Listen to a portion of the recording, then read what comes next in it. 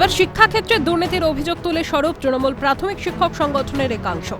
তাদের অভিযোগ, কোটি কোটি টাকার বিনিময়ে অযোগ্যদের নিয়োগ দেন উত্তর চব্বিশ পরগনা জেলার ডিপিএসসি চেয়ারম্যান দেবব্রত সরকার। সূত্রের খবর, 2009 সালের প্রাইমারি প্যানেল বা মেরিট লিস্টে নাম নেই এমন 31 জনকে নিয়োগপত্র তুলে দেন তিনি। এমনকি ওই 31 জন ভুয়ো নিয়োগের তালিকায় দেবব্রত সরকারের ভাই অমিত সরকারের নামও ছিল। দীর্ঘ 8 মাস শিক্ষক পদে চাকরিও করেন তারা। এরপর শিক্ষা দপ্তরের কর্ণগোচর করতেই চাপের মুখে পড়ে ভুল হয়ে গিয়েছে বলে দাবি করেন অভিযুক্ত ডিপিএসসি চেয়ারম্যান এবং নিয়োগ বাতিল করা হয়। শুধু তাই নয়, নিয়োগ বাতিলের পরও 8 মাসের প্রাপ্ত বেতন ফেরত দেননি ভুয়ো শিক্ষকরা। অভিযোগ উত্তর চব্বিশ পরগনা জেলা ডিপিএসসি ফেডারেশনের। এই ঘটনায় ইতিমধ্যেই তৃণমূলের শীর্ষ নেতৃত্বের কাছে অভিযোগ জানানো হয় তৃণমূল শিক্ষক সংগঠনের তরফে।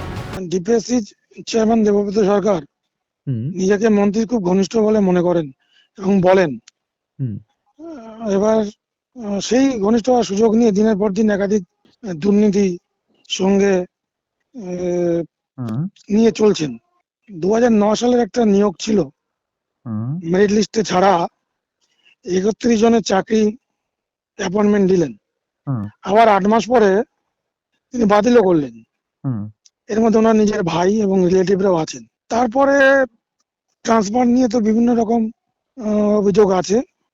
শিক্ষক স্বার্থ না দেখে, কোথাও কোনো রেশিও মেনটেন না করে পয়সার বিনিময়ে বদলি বিভিন্ন জায়গায় হচ্ছে। সমস্ত শিক্ষকরা আমাদের কাছে সাংগঠনিক নেতা হিসেবে আমাদের কাছে বলে, শিক্ষক নিয়োগ দুর্নীতি মামলায় তোলপাড় হয় গোটা রাজ্য।